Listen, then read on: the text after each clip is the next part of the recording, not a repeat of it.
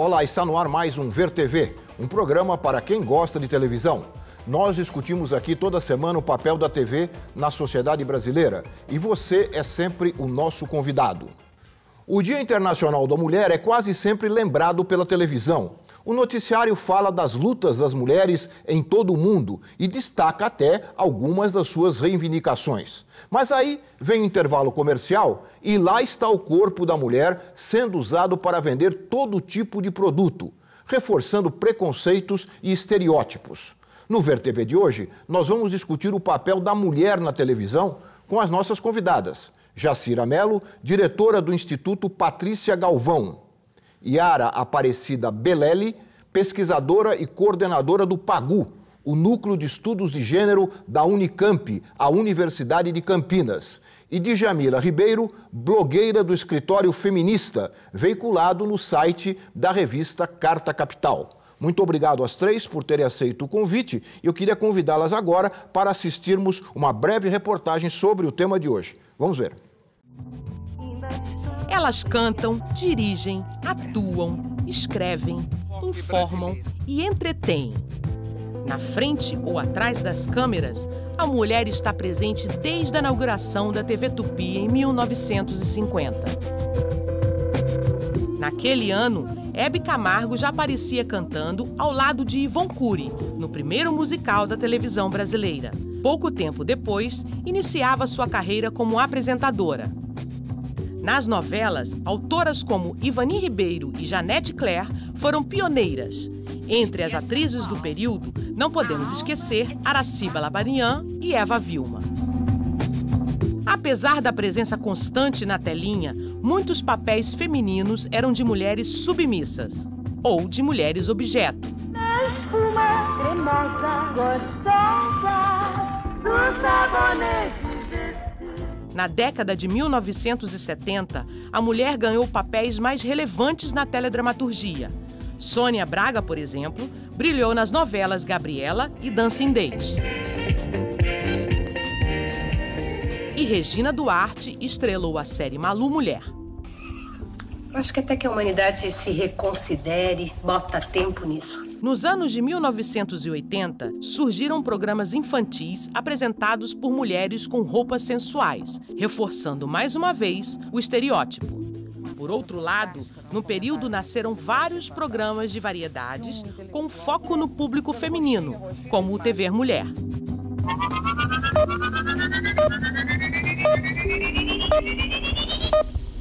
Na década de 1990, a mulher como objeto de desejo continuou presente, como no erótico Coquetel e no game Show Fantasia.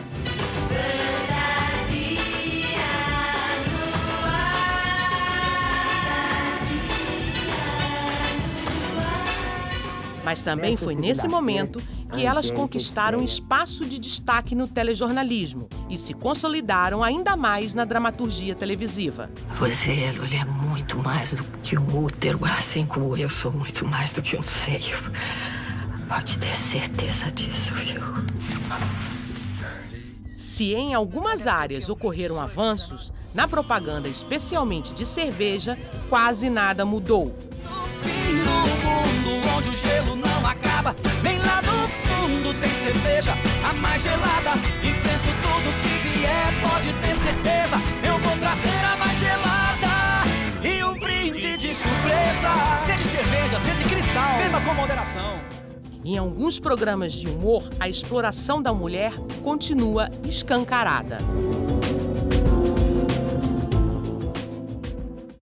E Jacira, vocês que acompanham a presença da mulher na mídia, né, de uma maneira geral, há bastante tempo, dá para se fazer um balanço dos últimos anos, se as coisas melhoraram ou não, em relação a esses problemas que o VT apresentou aqui na abertura, nessa essa presença da mulher como um objeto, principalmente na publicidade, e também a posição que ela tem nas novelas, né, geralmente submissas, etc. Me parece que o que melhorou nas últimas décadas foi a visão crítica das mulheres e também dos homens. Nós temos pesquisas que mostram isso, que há uma rejeição com esse uso do corpo da mulher na propaganda como chamariz. Agora, Propaganda é um tema importantíssimo, porque nós vimos aí comerciais antigos, e se nós olharmos os atuais, nós vamos ver que só mudou a roupagem. O lugar da mulher continua o mesmo. E eu vou falar de 2 anunciantes importantes na televisão, que é o anunciante de alimentos e de produtos de limpeza. Esses 2 anunciantes, como nós sabemos, são anunciantes cotidianos que mostram a mulher no lugar sempre da que faz a limpeza, que é a única responsável pela comida dentro de casa. Então é ela pronta para trabalhar, servindo todo mundo. Na publicidade de manteiga, etc. e tal. O que nós estamos vendo aí? Nós estamos vendo uma perpetuação do lugar submisso da mulher em relação à família, em relação aos filhos, etc., mesmo que hoje ela representa já 48% da força de trabalho. Quer dizer, mudou o papel na realidade e não mudou na TV, é isso? Não mudou na TV. E esse descompasso da TV com o lugar da mulher na vida real é um descompasso muito sério e muito ruim para a formação das novas gerações. Veja, televisão hoje, você sabe mais que a gente, já está em 97% dos lares. E essa imagem reiterativa da mulher num lugar do passado, isto é, num lugar atrasado, forma gerações, né? Yara, vocês têm lá um núcleo de pesquisas, né, interdisciplinar. Qual é o resultado desse trabalho de pesquisa com relação à questão da mulher, mas principalmente a questão da mulher na mídia, um pouco isso que nós acabamos de comentar aqui? Acho que quem trabalha com essas questões no núcleo que eu coordeno atualmente, somente eu. Mas óbvio que a gente discute os resultados das pesquisas entre todos. Me fez lembrar muitas coisas o VT que vocês passaram. E eu concordo com a Jacira, eu não trabalho mais com publicidade, mas eu fiz uma tese, que agora já vai fazer 10 anos, que se chamava Marcas da Propaganda, Marcas da Diferença na Publicidade Brasileira. E esse lugar das mulheres, e aí quando você fala mulher, eu queria colocar no plural, porque não são todas as mulheres que estão nos mesmos lugares. A gente tem problemas com categorias de diferenciação aí que são bastante complexos e que eu acho que os críticos de TV deveriam começar, alguns já fazem, mas começar a pensar que não é só uma questão da mulher. Não dá para a gente dizer que existe uma mulher. Ela sabe quais são as dificuldades na vida dela e das pessoas negras, sejam mulheres ou homens, mas particularmente as mulheres, porque são negros. Então, você tem diferenças muito grandes aí. A questão da mulher objeto, como você perguntou para Jajá, e acho que eu estou de pleno acordo, acho que pouquíssima coisa mudou nesse sentido, essa exploração do corpo, e muitas vezes mais exploração de um corpo com a pele mais escura, mas não escura maquiada, né? Não é escura o suficiente para dizer que tem uma inclusão de uma pele escura, mas não escura, porque isso a TV também ainda não... Parece que a gente vive na Dinamarca, né? Isso disse uma pesquisadora sobre as questões raciais, sobre as questões raciais na mídia, ela Chorra, é isso, ela fala isso no livro dela, que chama-se Talking Visions, exatamente essa frase. Olhando para a propaganda brasileira no Brasil, parece que eu estou vivendo, que eu estou olhando para uma propaganda dinamarquesa. Eu queria colocar a Djamila na conversa. A Djamila, ela tem uma legião de seguidores, né? Na internet. Você causou já causou polvorosa aqui na nossa redação, porque são muitas as pessoas que acompanham o seu trabalho. Conta um pouquinho do que você faz e das dificuldades que, porventura, você tem em enfrentar esse problema que me parece agora, depois que eu vi a Yara, que é um pouco duplo, né? A questão de gênero e de raça.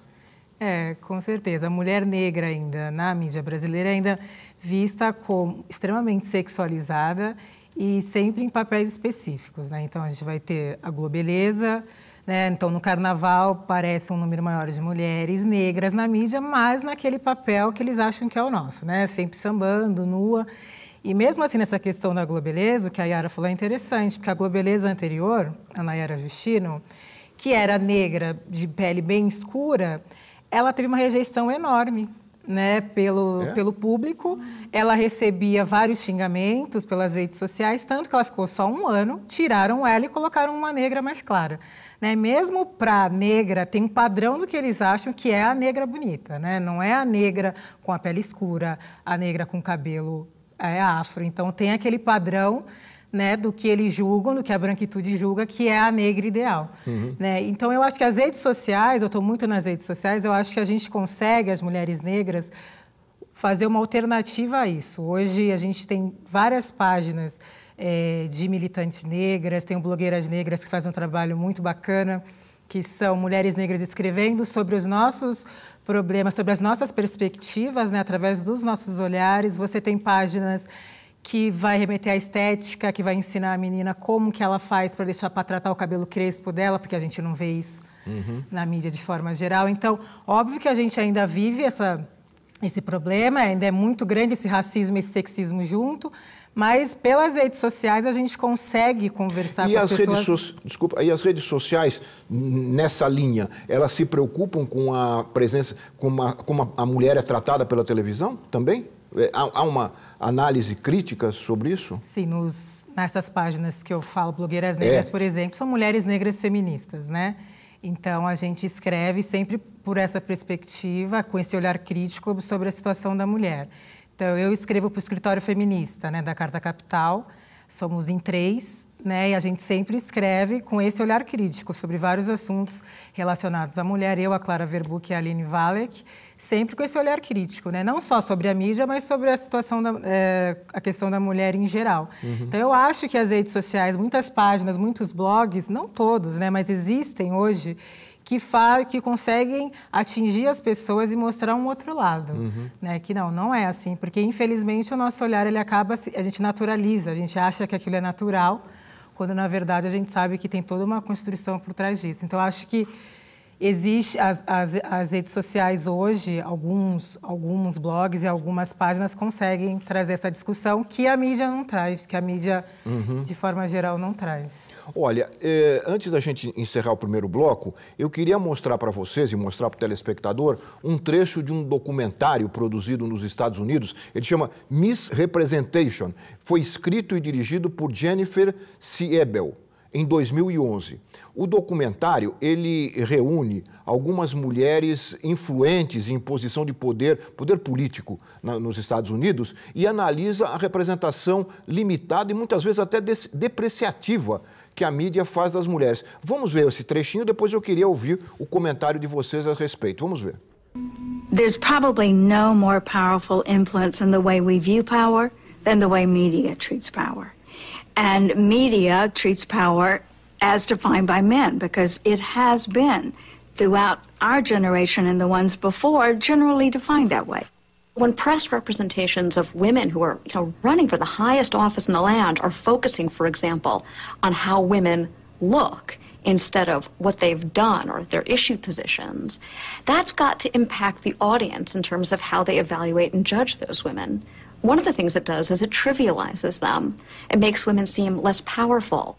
During the Democratic National Convention in '84, when Geraldine Ferraro was running, she was introduced on national television as the first female vice presidential candidate, size 6.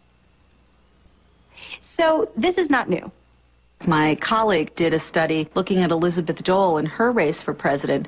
She was coming in second in Iowa at the time, after George Bush, and there was much more coverage of her appearance than there was of the substance of what she was talking about. When I ran for Congress, I was campaigning at grocery stores, and a woman came up to me, and she put her arms around me, and she whispered, "Don't worry. You don't look nearly as fat in real life as you do on TV." The week Before the election, a man came up to me and he said, you know, you seem great, but I don't feel like I could vote for you for Congress. I feel like I should hire you as a babysitter. When I first ran for public office, which is now over 20 years ago, although my youngest was a senior in high school, the question I was most frequently asked was, who's going to be taking care of your children? And of course, it's one of those questions that I don't think a man has ever been asked when he has run for office. Bom, parece que esse é um problema que não é só dos Estados Unidos, né? Nós também temos esse tipo de reação às mulheres que exercem algum cargo político importante, ou até menos importante, mas que estão em evidência, semelhante aqui no Brasil, não é? Absolutamente semelhante. Lalo, nós vimos a posse da presidenta Dilma. Se falou muito mais no vestido da presidenta Dilma do que do seu discurso no Congresso, no parlatório, o que seria o novo governo, e mais, se falou de forma depreciativa. Você lia isso, por exemplo, nos articulistas de política. Nós nunca vimos isso na posse de nenhum outro presidente. Eu acompanho, até por trabalhar nesse campo, por ser jornalista, e assim é sempre depreciativo, é sempre um comentário jocoso, desrespeitoso até desse lugar da presidência da República. É muito clara uma visão preconceituosa que nós temos. Estou falando do jornalismo e do jornalismo político, que em geral, se comporta de forma politicamente correta. Tem uma relação com a presidenta Dilma de uma perspectiva de gênero, isto é, do lugar que ela é mulher, só porque ela é mulher, absolutamente desrespeitoso. E com relação também à presidente Cristina, nos Estados Unidos, na Argentina, não é? Também há essa reação, quer dizer, se preocupam com outros aspectos que não aqueles relacionados diretamente ao exercício do cargo. Mas eu queria comentar dois episódios, porque o da Dilma é super recente, acho que foi desrespeitoso e tal. Mas uma coisa que a Jajá mesmo organizou, acho que foi em 2006, que era aquele seminário Mulher e Mídia.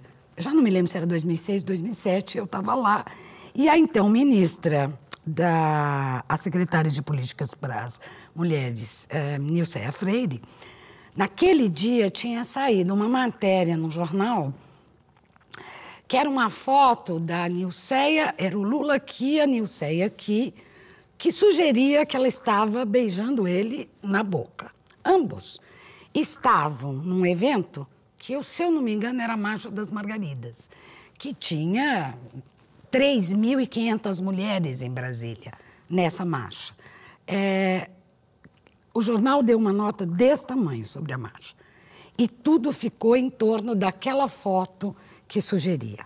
Que sugeria de um ângulo maldoso. Maldoso, claro. Era um cumprimento comum, mas pegou-se um ângulo... Claro. Eu não sei se você se lembra, na mesa desse debate estavam Eliane Cantanhede e Mauro Malim. E aí, quando a plateia se revoltou, porque a plateia se revoltou, com a narração da Nilceia, várias pessoas colocaram um absurdo e tal, o próprio jornalista Mauro Malim disse assim, mas isso é uma brincadeira. Bom, o que eu acho? Essas brincadeiras, a segunda brincadeira, que eu me recordo agora, é a foto, eu não me lembro se a Marta Suplicy era candidata a prefeita de São Paulo ou se ela já era prefeita, onde tem uma foto que aparece a calcinha dela. Isso fizeram com a Hillary Clinton também, quer dizer, tá? Mas estou te dizendo aqui, ou seja, é uma brincadeira? Ora, se é uma brincadeira, nós precisamos começar a pensar quais são os significados políticos das brincadeiras. Eu queria que você continuasse, obviamente, esse raciocínio, mas eu vou ter que fazer um breve intervalo, garanto a sua palavra logo em seguida. O Ver TV volta já.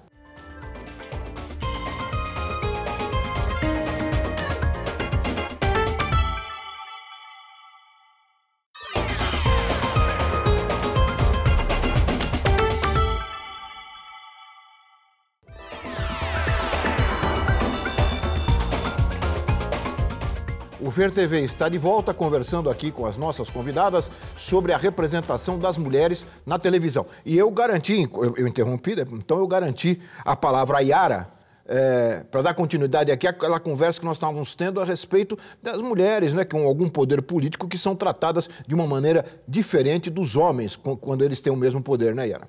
gente estava dizendo como é que as mulheres, quando estão na política, acabam sendo representadas de maneira muitas vezes jocosa. Mas eu me lembrei de um episódio que junta com a nossa conversa anterior, que é a propaganda. Me lembro que a Gisele Bündchen fez uma propaganda da Hope, onde ela, que era uma coisa que ela dizia, eu bati o carro, então ela se veste toda numa lingerie para contar para o marido que bateu o carro. Claro que a proposta do publicitário era uma ironia, né? Porque a Gisele Bündchen ganha muito mais do que o marido dela. Então não precisava se desculpar. Hope ensina. Amor, eu bati seu carro. Amor, eu preciso te falar uma coisa. Eu bati seu carro. De novo. Você é brasileira. Use seu charme. Hope, bonita por natureza. Bom, a questão não é se eu concordo ou não concordo com a propaganda. A questão é como é que foi a repercussão, né? Muitos dos comentaristas da proposta disseram que aquilo não tinha nada a ver e tal. Só que o Estado interviu. E o Estado, acho que era Irina Lopes, se eu não me engano. Irine Lopes. Irine Lopes, que... Era secretária de Política para as Mulheres. Foi secretária nesse período e a Irine foi lá. Era uma intervenção que o Estado não... A secretaria não admitia isso. Também não quero entrar no mérito se o Estado tem que entrar ou não nessa questão. Mas o que me causou, de fato, espécie, foi os comentários que eu ouvi sobre a Irine Lopes. Feia, mal amada, invejosa, sapatão. Ninguém falava, fazia uma reflexão que poderia ser feita se era o caso ou não de o Estado interferir na questão da discussão da propaganda. E você ia fazer uma pergunta para ela. Eu vi alguma coisa do Gueledés criticando o Sexo e as Negas, o programa dirigido e escrito pelo Falabella. O que o teu blog falou? Como é que foi essa repercussão? Nós também fomos contra, né? Eu escrevi para o Escritório Feminista sobre isso, mas o Blogueiras Negras, elas fizeram uma websérie chamada As Negras Real, e elas convidavam, eram 3 coordenadoras do Blogueiras Negras, né? Eu não sou coordenadora, eu só escrevo para lá, eventualmente, e eu participei do primeiro programa, que eram sempre 4 mulheres negras falando sobre o programa e fazendo as críticas ao programa. O nosso maior problema com esse programa é, primeiro, que ele reforça muitos estereótipos, né? Colocar sempre a mulher negra vinculada com essa questão do sexo, nada para além disso.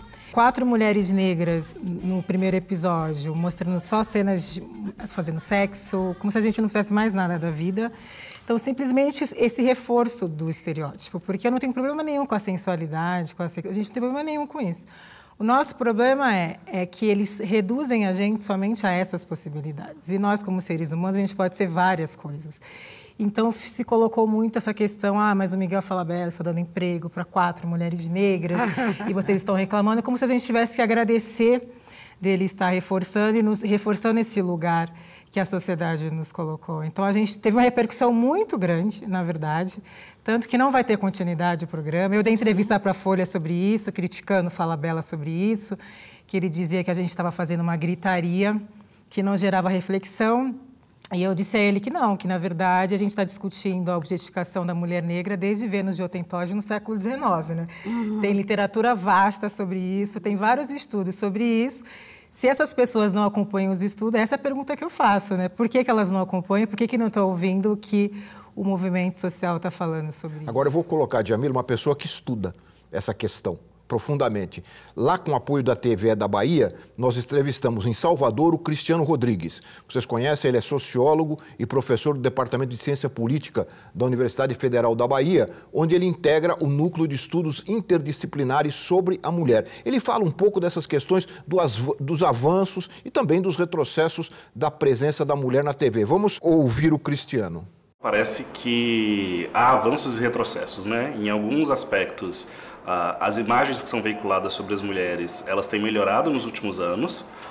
Você vê mais diversidade, as questões referentes ao corpo, né? A liberdade do uso do próprio corpo parece que têm sido mais veiculadas hoje em dia, mas ao mesmo tempo parece que há uma hegemonia também de perspectivas que ainda são muito objetificantes. Se você vê propagandas do tipo de cerveja, de automóveis, ainda são propagandas que veiculam uma ideia de uma mulher sexy, jovem, né, com corpo nu para vender objetos, determinados subgrupos dentro das mulheres, né, mulheres de classes mais baixas ou mulheres com corpos que não são, né, os corpos do tipo padrão acabam tendo uma veiculação mais negativa. Então é difícil dizer que há uma produção de uma imagem única das mulheres, mas há uma tendência de que essa veiculação ainda seja muito estereotipada e voltada para o campo da objetificação. Ou mesmo mulheres que atingem determinado nível de poder político ou econômico, elas acabam não sendo julgadas pelas suas habilidades acadêmicas e intelectuais, mas pelas suas vestimentas. Você tem debates acadêmicos, intelectuais, que dificilmente atingem o grosso da população, e a televisão ainda é hoje um veículo que transmite informação, que muda costumes, ou que pelo menos propicia que determinadas ideias se expandam com mais rapidez e facilidade para grupos sociais que seriam dificilmente atingidos por outras vias. Nesse sentido, se você tem uma mudança na representação das mulheres na televisão, né, em diferentes âmbitos, né, nas telenovelas, nas propagandas, nos telejornais, em diversos espaços, você vai ter uma mudança de médio e longo prazo no modo como essas mulheres se veem. O papel da televisão continua sendo muito importante. Ele estava falando, eu estava lembrando, e a gente falou isso no VT de abertura, TV Mulher e Malu Mulher, né, na década de 80, se não me engano, foram importantes, né, para as mulheres, para um certo avanço, né, da liberação das mulheres em vários setores da sociedade. Mas isso também parece que vai meio de soquinho, né? Vai um pouco para frente e volta, não é isso? O que ele coloca de muito importante para nós, que parece assim, lá estão 3 mulheres debatendo a imagem da mulher ou a representação da mulher na televisão. Nós estamos debatendo algo muito grave, que é essa representação da imagem da mulher na televisão, ela mexe com o imaginário. De quem? De crianças, adolescentes, etc. De garotos, meninas, meninos, etc. Você está formando todo um imaginário com símbolos importantes. Então, a questão, por exemplo, e fortíssima, é muito bom que seu programa dê esse espaço, é a imagem da mulher negra na televisão. Nós vivemos num país racista, vivemos num país que nega que é racista e pior, os brancos se acham transparentes, né? No sentido que não percebe... branco não é raça, né? Percebe seus privilégios. Então, eu quero comentar aqui muito rápido uma pesquisa que o Instituto Patrícia Galvão fez o ano passado com o Data Popular, que capta da população uma visão crítica. Nós fizemos uma pesquisa nacional onde 80% de homens e mulheres consideram que a propaganda na TV mostra mais mulheres brancas. E que 51% gostariam de ver mais mulheres negras, isto é, ver a cara do Brasil. E quando nós apresentamos essa pesquisa para publicitários, gente famosa aí que faz televisão, eles disseram, mas a TV, a propaganda, trabalha com o aspiracional. E o aspiracional, o que é? O aspiracional é não querer ser negro? Não é verdade. O IBGE está colocando para nós, a população negra e as mulheres negras cada vez se identificam mais com o seu ser negra na sociedade. O que a propaganda está é na contramão dela mesma, porque se as mulheres não se identificam com essa imagem, as mulheres negras são mais de 50% da população de mulheres no Brasil, nós estamos... E por que eles mantêm isso, Djamila? Por que será?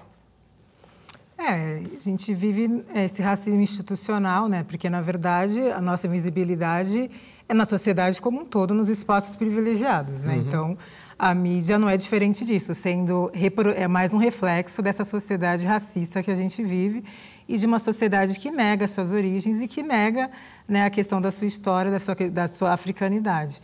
Né? E isso é um problema muito grande, porque eu fui criança, né, e que não tinha onde me espelhar. Né, as apresentadoras da minha geração, todas loiras de olhos azuis, a Xuxa, todas as suas paquitas loiras, que significava o quê para uma menina negra? Que que uma menina branca de cabelo preto, ela podia atingir o cabelo de loira e ser paquita, mas eu jamais poderia ser. Né? E o tipo de violência simbólica que isso causa na autoestima de uma criança negra. E se a gente parar para pensar, hoje eu sou mãe, tenho uma filha de 9 anos. O que mudou? Não mudou muita coisa na mídia brasileira. Os desenhos que ela assistem, desenhos de fora. Né? Se você pega programas mesmo aqui no Brasil, quais são as apresentadoras negras que tem? Você liga a TV de manhã, todos os programas matinais, quantas são negras? Né? Por mais que essas mulheres também tenham um problema também, né? Porque estão reforçando papéis de programas ditos femininos, isso também é um problema. Mas a mulher negra e a criança negra, ela é invisível, de certa maneira. E a gente vai acabar se identificando com o quê? Com aquilo que impuseram para nós. Né? Se você não tem com quem se vê, você não vê ninguém parecido com você, com quem que você vai se identificar? Olha, nós entrevistamos também no Rio de Janeiro, queria trazer aqui para essa conversa, a Eugênia Rodrigues, uma jovem, ela é aluna de jornalismo e organiza o coletivo Mulheres da Faculdade de Comunicação da UERJ, no Rio de Janeiro. Vamos ouvi-la, porque é interessante você estar falando isso, quer dizer, há uma juventude preocupadas com esse tipo de problema. Vamos ouvi-la. A representação da mulher na televisão brasileira ainda é bem estereotipada, ainda é bem machista, né? A gente vê nas novelas muita competitividade entre as personagens, sempre tem uma cena de mulher batendo na outra por causa de homem. A gente vê no telejornalismo aquele padrão do apresentador que pode ficar atrás da bancada até os 40, 50, 60 anos, como foi o caso do Cid Moreira, enquanto as apresentadoras, elas a partir de uma certa idade, assim, ainda bem jovens, já são colocadas em outras atrações, né? A televisão brasileira ainda está bem aquém do que ela poderia proporcionar em termos de representatividade e em termos de representar a mulher do século XXI, né? É muito importante a gente formar um novo profissional, né? O profissional de comunicação, ele precisa estar antenado com essa nova mulher. Então, infelizmente, a UERJ, como a maioria das universidades, não tem uma disciplina de gênero, isso é uma pena, e o debate de gênero precisa estar presente nos bancos escolares e também na questão dos trotes, né? A gente sabe que, infelizmente, é muito comum no Brasil, nos trotes universitários, acontecerem estupros e outros tipos de agressão, então é fundamental mesmo que esse debate esteja nas universidades. Vários episódios nos últimos anos de machismo explícito em marcas ou propagandas ou matérias jornalísticas, depois essas empresas tiveram que fazer algum tipo de retratação por causa das redes sociais, porque as redes sociais fizeram uma campanha massiva contra aquele produto, contra aquele jornal. Recentemente a gente teve o caso da apresentadora Fernanda Gentil, né, que foi vítima de uma matéria absurda do portal R7. E imediatamente as redes sociais criticaram o R7, exigiram uma retratação que acabou vindo, né? Infelizmente, isso não foi um ato isolado do R7, a gente sabe que outros portais, como o Ego e outros portais de fofoca, têm essa prática condenável, que é de criticar, ridicularizar o corpo das mulheres na praia, sejam mulheres famosas ou não. Isso é machista, isso é gordofóbico, isso é pequeno, isso é um desserviço, né, ao jornalismo brasileiro, eu acredito. Djamila, você concordou com tudo? Eu estava vendo você concordando com o que ela falava, mas eu acho importante você falar sobre esse final do depoimento dela, né, toca na questão da importância das redes sociais como contraponto, né, à televisão. Mas as redes sociais também, os sites, ou a internet de uma maneira geral, também tem seu espaço machista, né, como ela mesma ressaltou aí. Não, com certeza. Mas tem mais, a gente mais consegue ter diálogo. essas alternativas, né? Como qualquer pessoa hoje, você tendo acesso à internet, você vai lá e faz uma página, né? Você vai lá e cria um blog. Claro que a mídia, de maneira geral, inclusive, de internet, ainda é machista, a maioria dela, mas a gente consegue criar essas alternativas e fazer barulho, que eu acho que isso que é interessante, de mostrar esse contraponto. O que ela falou da retratação do R7, a gente também conseguiu atingir o Miguel Falabella, porque até então, no primeiro momento, ele estava não dando entrevista, não falando sobre. Daqui a pouco ele começou a se incomodar e começou a falar sobre. Por causa da internet. Por causa da internet. Se criaram várias páginas de repúdio à série, várias mulheres negras fazendo eu não gosto do Sexy e as Negras, e aí hashtags no Twitter e várias páginas no Facebook, que uma hora incomodou, e incomodou tanto, chamou a atenção, que a própria grande mídia veio atrás da gente para saber o que a gente estava falando, por que a gente estava contra aquilo. A grande mídia, mas não a televisão, né? Os jornais. Não a televisão, os jornais, né? Os impressos e sites também. A televisão, a Globo não ia vir porque era um bom produto deles, né? Eles não iam falar contra o produto deles. Mas a gente incomodou e fez barulho, que acho que isso que é interessante. A gente também, a gente precisa se mobilizar também, que eu brinco, né? As pessoas às vezes minimizam as redes sociais. Eu falo, gente, rede social não é só para dizer partiu academia. Pode ser também, mas também pode ser um instrumento, pode instrumentalizar a militância. Eu acho que pode ser mais um canal de militância também, e porque você consegue atingir um número grande de pessoas que você não conseguiria atingir se não fosse através delas. Sem dúvida. Tia Mira, vou fazer mais um intervalinho, mas nós voltamos em seguida, conversando aqui com as nossas convidadas sobre a presença da mulher na televisão brasileira. Nós voltamos já.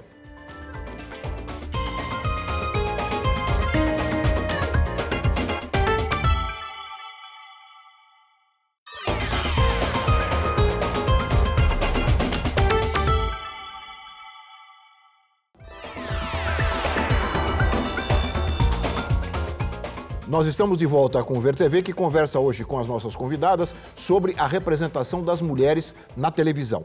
E nós fomos ao Rio de Janeiro perguntar para algumas mulheres se elas se veem representadas na TV. Vamos ver a resposta. Não, eu não me vejo porque eu não tenho esse biotipo de corpo de mulherão, né? Grande, pernas grossas, e esse corpo padrão, assim, eu não tenho. Então, eu não me vejo, mas eu conheço muitas pessoas que se veem. Eu acho que o apelo pro corpo mesmo, feminino, como um objeto, é uma coisa que marca muito o que a gente é representado na TV. E eu não acho isso muito justo, porque a gente acaba sendo julgada na vida real, na rua, por conta dessa imagem que é criada em cima da gente. Eu acho que na TV aberta, nos programas televisivos, nesses programas de auditório e tal, a mulher é sempre colocada como um material à venda. É assim que eu vejo. Tá? E não gosto da forma como é incentivada as meninas, as adolescentes e até as mulheres mais velhas a se apresentarem de maneira... Eu chamaria assim de sem responsabilidade com a imagem, entendeu? E isso é uma coisa constante na mídia, em todos os lugares. Por exemplo, uma coisa bem simples, talvez até um exemplo bobo, né? Em um jornal da noite, quem se levanta da bancada para ir falar do tempo e para fazer gestos, caras e bocas, é uma mulher. Não é um homem que levanta para fazer isso, entendeu? É sempre a mulher. É sempre a mulher que tem que ficar exposta por algum motivo. Ela tem que ficar bonita e chamativa para que alguém possa olhar para a televisão e se interessar por aquilo que está sendo dito na televisão. Eu acho isso... Eu não gosto, tá? Eu não me sinto representada, não.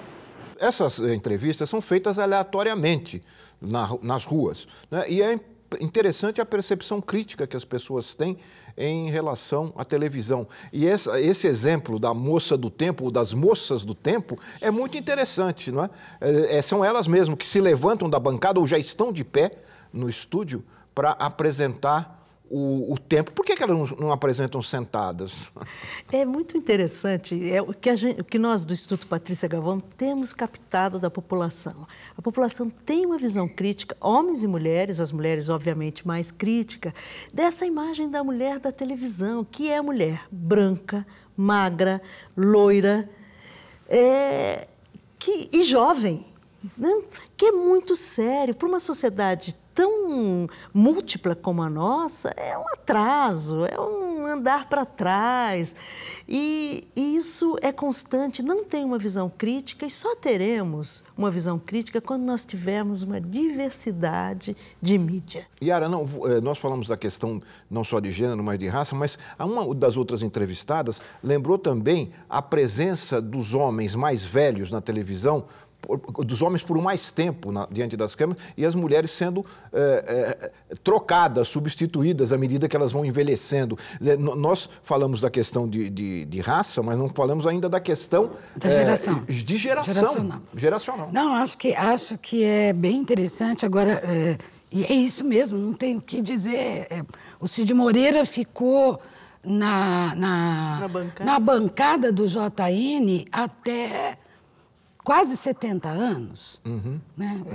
Eu tenho uma mulher que eu acho que tem, não vou me lembrar o nome dela, tem 65 anos, que não é bancada, mas é jornalista ainda. Sim, continua fazendo. Mas é uma das poucas. Agora, o que eu achei muito interessante é a fina observação dela quando ela diz que são as mulheres que se levantam e que exibem o corpo. Não são só as mulheres, são mais as mulheres.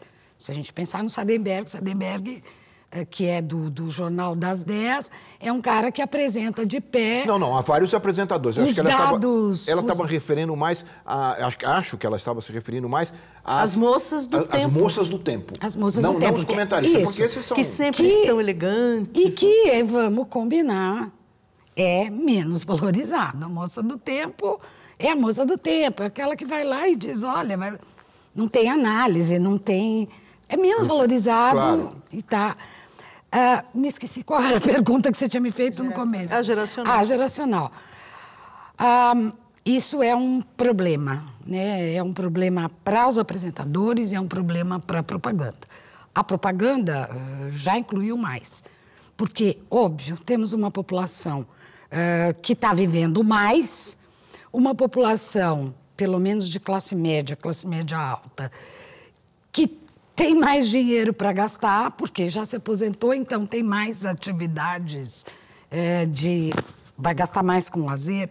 Então, está se investindo. E uma população que não é porque tem 60 anos ou mais, que está sentada vendo TV dia e noite. São consumidores. Então, isso virou um segmento, é um novo segmento. Uhum. Agora, se você vai olhar também como é que esse novo segmento aparece, aí dá para fazer os paralelos, tanto com as mulheres que podem ser até gordinhas, mas a gordura tem um limite, ou que podem ser negras, mas a negritude tem um limite, e os mais velhos, que também têm um limite. Né? Então, esse velhinho vai ser muito arrumadinho, essa velhinha é muito arrumadinho, é muito... E tem uma coisa de um corte de classe aí fundamental. Aí eu acho que o Cristiano está certo com relação ao aspiracional. Né? Não com relação, obviamente, a não sei quem disse, quer dizer, que os negros o que aspiram é ser brancos. Né? Você não teve referências nem de brinquedos, nem de apresentadores negros, mas eu não imagino que muitos negros, ou boa parte dos negros, não querem ser brancos. Né? Eles gostariam que a sua negritude não fosse um motivo, a sua cor de pele, os seus traços não fosse motivo de desvalorização. Quando a gente não tem referencial, a gente acaba se identificando com aquilo que estão impondo para nós, né? Então, a gente acaba internalizando esse discurso do racismo, de que nós somos feios, porque há todo um estigma da nossa estética, né? Então, é óbvio que eu gostaria de ter, se eu tivesse me visto mais, eu teria sofrido muito menos, né? Porque eu fui uma criança sem autoestima, uma adolescente sem autoestima muito por conta disso, porque eu me achava feia, eu acreditava naquele discurso. Então, a partir do momento que o meu olhar mudou sobre mim, que eu fui conhecer a minha história, que eu fui ver meus referenciais, né, hoje eu vejo pela minha filha, ela vai fazer 10 anos e a autoestima dela lá em cima, porque a gente lá em casa sempre busca referenciais, ela usa o cabelo dela black, ela põe flor no cabelo, ela se ama, então... Quando você se vê positivamente, né, você se identifica, isso tem um papel direto na sua autoestima, no modo como você se vê, mesmo quando a sociedade ainda continua com esse olhar sobre você. Porque você sabe que o problema não é seu. Mas isso é difícil generalizar. Você tem esse trabalho, né? Um trabalho quase que pedagógico com a sua filha. Mas é difícil, né? Isso ser mais generalizado. É difícil porque as pessoas, às vezes, não têm essas referências, né? Eu, por ser militante, eu consigo, eu vou atrás, eu estou perto de pessoas militantes. Por isso que eu acho interessante a gente fazer esses trabalhos nas redes sociais também, de aproximar as pessoas, de mostrar, olha, não precisa ser assim. né? Então, muitas pessoas não têm por conta disso e vão se odiar. E tem uma coisa interessante, que a gente tem o Manifesto Crespo, que é um grupo muito bacana, que faz trabalhos em escolas e tudo mais. Eles têm um trabalho interessante, que mostra que a mulher negra da minha geração anterior, só foi sentir o seu cabelo, como que era a textura do seu cabelo na fase adulta. Interessante, porque a gente começou a desconstruir tudo aquilo que tinha ensinado. Isso é muito interessante, de você passar a vida inteira alisando seu cabelo, porque falaram que é feio, e você depois, só na fase adulta, que foram sentir, gente, meu cabelo é gostoso, olha a textura do meu cabelo, né? Por conta de toda dessa imposição, né, de um padrão eurocêntrico de beleza. Se for pensar, o que move a propaganda para cabelo? Né? Shampoo, creme. Qual é a palavra central das propagandas de produtos para cabelo? Movimento. O cabelo negro, o cabelo afro, ele não tem balanço, ele não tem movimento. Então, imagina uma criança olhando aquilo e ia estar lá. O teu cabelo mostrando aqui no VT da abertura, a moça fazendo assim com o cabelo e o cabelo voando. É isso. Então, isso é o que está, é o que é chamado como belo, como certo, como normal, como... Então, imagino o trabalho, aliás, belo trabalho, Djamila, mas certamente a tua filha tem autoestima, não é por causa da TV. Hoje, nós não falamos ainda, e falamos, mas mostramos no VT de abertura, a presença do humor na televisão, né? E a presença da mulher, como a mulher é tratada em determinados programas humorísticos. Eu queria ver se vocês têm também alguma reflexão sobre isso. O humor na TV é de um grau de liberdade sem limite, e eu diria um grau de liberdade sem nenhum respeito com as mulheres. E outro espaço muito importante para a formação das novas gerações. Em relação à mulher, é alguma coisa assim, grotesca o tempo todo. É humor que se fazia há 20, 30, 40, 50 anos. Não, mas eu acho que aquele humor tipo Pânico nem há 20, 30 anos se fazia. Nem há 20, 30 anos, mas esse humor que todo o tempo, o forte é o estereótipo da mulher, seja ela aonde ela estiver, é ou magra, ou gorda, ou negra, etc. E esse humor que vai às praias, né, que nós temos agora, sempre tirando um sarro, né, da mulher obesa, da mulher mais gordinha, mais baixinha, etc. e tal. Gente, é um desserviço. E esses stand-up hoje, né? Esses humoristas têm milhões de seguidores, né? E eles ficam com essa questão, porque vocês são muito politicamente corretos, que a gente escuta, né? Eu já escrevi sobre humor uma vez e eu recebi esse tipo de crítica, mas, na verdade, esse politicamente incorreto que eles querem ser, na verdade, é uma nova roupagem da velha misoginia, do racismo. Não tem nada de novo, né? Na verdade, eles querem passar essa imagem de novo, que não tem nada de novo. A piada que o Rafinha Bastos faz é a mesma que eu via quando era criança, sabe? Então, eles querem colocar aquela coisa de que eles são, né? Falam o que eles pensam, mas, na verdade, eles só estão reforçando esses estereótipos e reforçando esse lugar. Não tem nada de novo. E não me venha com essa história que vocês são politicamente corretas. Eu não sou politicamente correta, eu sou uma pessoa que acredito que o respeito entre as pessoas, entre homens e mulheres, falar de respeito, de cuidado, é muito importante, é um projeto civilizatório. Nós não falamos tanto de violência nessa sociedade, onde ninguém respeita ninguém, a delinquência no trânsito, etc. e tal. Não significa ser politicamente correto, nem careta, nem isso, aquilo. Significa querer uma sociedade melhor. Respeito ao humano, né? Respeito humano. E a televisão tem um papel importante. Não me venha dizer que a televisão é só entretenimento. A televisão é um entretenimento, sim, mas ele pode ser interessante, saudável. Não é que nós não queremos, vamos sorrir, por que não? O humor é legal, né? Agora, é difícil de fazer, né? Precisa ter competência para fazer. Vamos ter competência. Esse humor que é feito dessa forma é um humor bastante rasteiro, né? Rasteiro, qualquer um faz. Vamos fazer um humor legal, vamos fazer um humor, sabe? Crítico também. Até até para cima, etc. Não se trata de mau humor da nossa parte, se trata de dizer... Para não mencionar que continuamos na mesma época da velha frase do Milor, que o movimento de mulheres era comparando o movimento de mulheres ao movimento dos quadris, né? Hoje, quando você diz eu sou feminista, já tem uma risadinha de canto de olho, né? Porque ainda tem, né? Claro, ainda tem, porque tem um significado que as pessoas... É só ler 2 ou 3 textos, não precisa fazer nenhum curso acadêmico para você saber que o feminismo não é mulheres contra homens. Agora, parece que muitos humoristas, inclusive alguns que eu considero inteligentes, continuam com esse estereótipo das feministas. Então, o que nos taxavam no passado e continuam? Vocês são muito mal-humoradas. Mal-humoradas também. Vocês não conseguem entender uma brincadeira. Eu volto a repetir, porque eu acho que o central está isso. Não é uma questão de não gostar do humor e nem da brincadeira.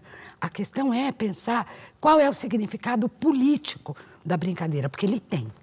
Quando alguém diz que coloca o movimento de mulheres como movimento dos quadris, tem um significado político aí. A mulher está sendo colocada numa posição social que precisa ser discutida. Yara, nós estamos chegando ao final do programa. Jacira, Djamila, muito obrigado. Olha, eu acho que vocês deram uma excelente contribuição e foi a contribuição também do VerTV ao Dia Internacional da Mulher. Mas eu espero que a gente volte a discutir e conversar sobre esses temas, não apenas, né, nessas efemérides, mas é importante que a gente discuta isto ao longo do ano, não só aqui, mas onde for possível na sociedade, para, como você disse, elevar o nosso patamar civilizatório, não é isso? Parabéns, Lalo, Muito pelo VerTV. VerTV é televisão. Muito obrigado.